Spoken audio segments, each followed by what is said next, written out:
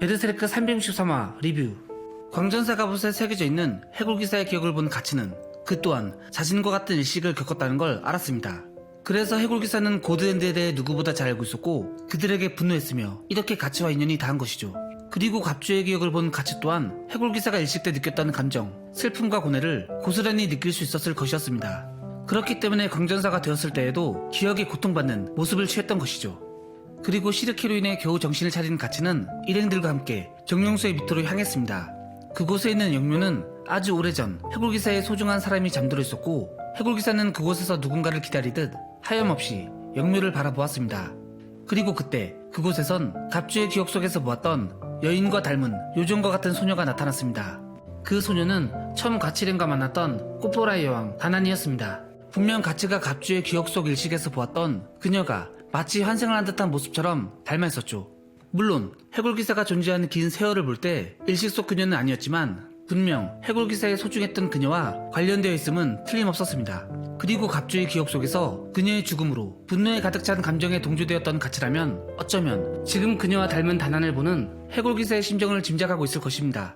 이렇게 용무에서 둘이 만났을 때 가치와 게드플리는 자리를 비켜주었습니다. 분명 해골기사와 다난은 서로 간에 할 얘기가 있었던 것 같았고 애초에 가치 일행을 부른 것이 아니었기에 다른 곳으로 향했죠. 그리고 그때 시르케는 게드플린에게 그동안 궁금했던 스승님과 해골기사의 인연에 대해 물었습니다. 그러자 게드플린이 대답하길 시르케의 스승 플로라는 젊은 시절 벚꽃의 공주 무녀를 모셨던 무녀 중에 하나였고 그녀는 그 두 사람을 잘 따랐습니다. 하지만 고드핸드의 일식이 일어난 이후 친구였던 플로라는 어떠한 금기를 범해버리고 마을 사람들에게 추방당해 요정섬을 나오게 된 것이었죠. 여기서 플로라가 범한 금기가 무엇인지 모르겠지만 분명 해골기사를 도와 현세에 관여했다는 이유로 마술사들의 낙원이자 어쩌면 유일한 안식처라고 할 수 있는 이곳에서 추방당하게 되었던 것이었죠.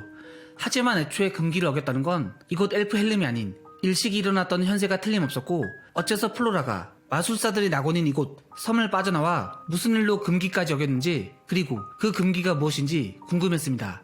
아마도 제 생각엔 일식 속에서 플로라가 해골기사를 구했거나 순리의 흐름을 어기고 카이젤릭 스스로의 부탁으로 광전사 갑옷을 관짝 삼아 그를 성불하지 못한 존재로 만들었고 이렇게 죽지도 살아있지도 않는 지금의 해골기사가 존재하는 이유가 아닌가 추측해봅니다. 절대적인 힘을 가진 그리피스 또한 수만의 군대보다 그녀를 경계했고 그녀가 젊었을 적 그 누구보다 강력했던 대마법사라는 걸 생각해보면 어쩌면 가능하지 않나 싶습니다. 하지만 베르세르크에서 워낙 떡밥이 많고 스토리가 깊기에 저의 생각이 100% 틀렸을 거라고 생각이 듭니다. 그래서 상상하는 즐거움이 큰 게 아닌가 싶습니다. 여튼 시르케는 그 금기가 무엇인지 게드플린에게 자세히 물으려 했지만 갑자기 나타난 이바렐라로 인해 타이밍을 놓치게 되었습니다. 이바렐라가 시르케를 찾아온 이유는 뜬금없이 마녀들에게 장난을 치며 농락을 하는 이시도르를 막기 위해서였습니다. 시르케가 현장에 도착했을 땐 수많은 마녀들이 이시도르에게 호박먹기를 당했었고 한 명 한 명이 마법을 사용하는 강력한 마녀이지만 이시도르를 제대로 상대하지 못했습니다. 이시도르는 분명 가치령 중 가장 약한 축에 속해 있는 건 틀림없었지만 그동안 고된 훈련으로 많은 성장을 했고 어쩌면 전투 경험이 없는 마녀들을 상대하는 건 그에게도 쉬웠는지도 몰랐습니다. 이시도르의 엄청난 스피드와 주변 환경을 이용하는 탁월한 센스로 마녀들을 호박먹기로 손쉽게 제압을 했죠. 물론 그녀들 또한 장난은 장난으로 받아들였기에 진심을 다하지 않았음은 틀림없었습니다.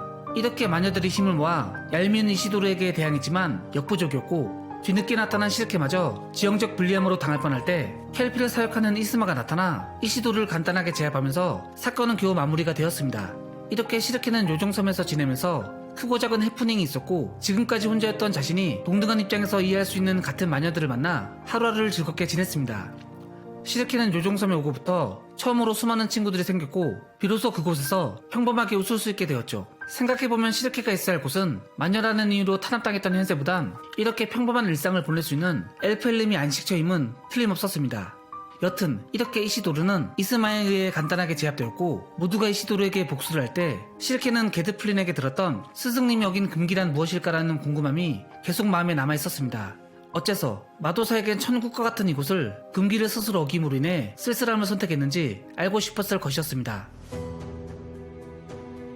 가치는 게드플린과 함께 길을 걷던 중 해골기사와 아는 사이 같다는 게드플린의 질문에 늘 평소에 자신이 말했던 것처럼 해골기사에 대해 평하기를 여행에서 불쑥 나타나 마치 예언을 하듯 말만 하는 재수없는 해골이라고 답했습니다.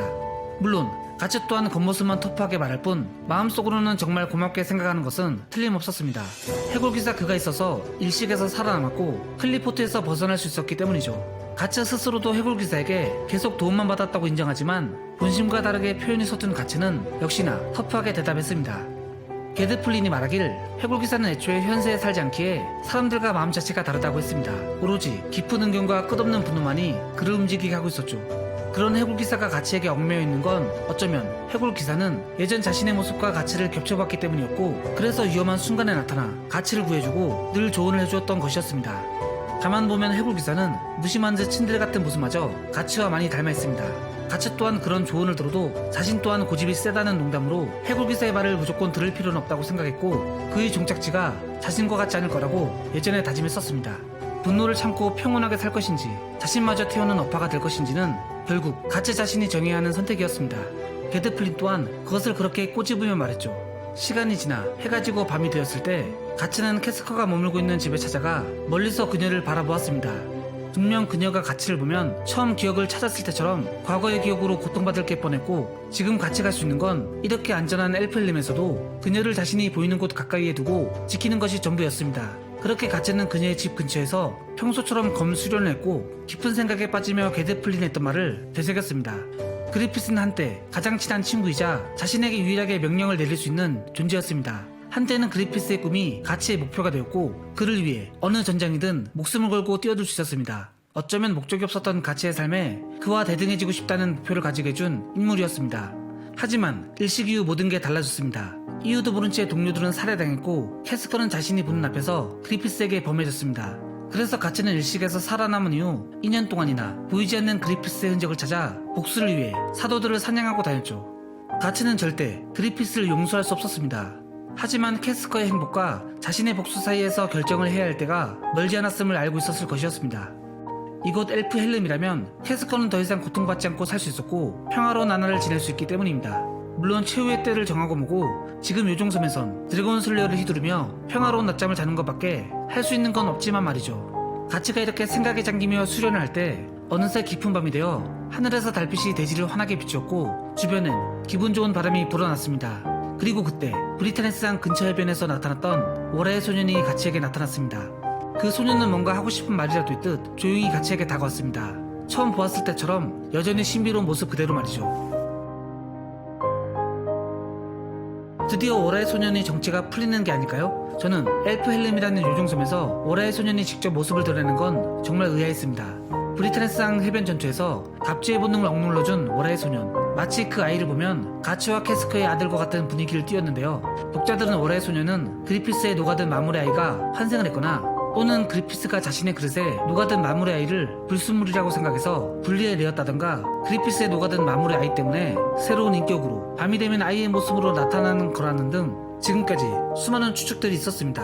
어쩌면 다음 화에선 오라의 소년 정체를 알 수 있을까 하는 기대를 가지게 됩니다.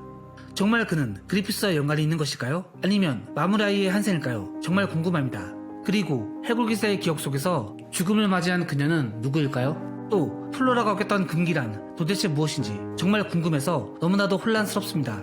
그리고 정말 꿀잼입니다. 여러분들은 이번 화에 대해 어떻게 생각하시나요? 지금까지 덕구였습니다. 영상 시청해주셔서 감사합니다.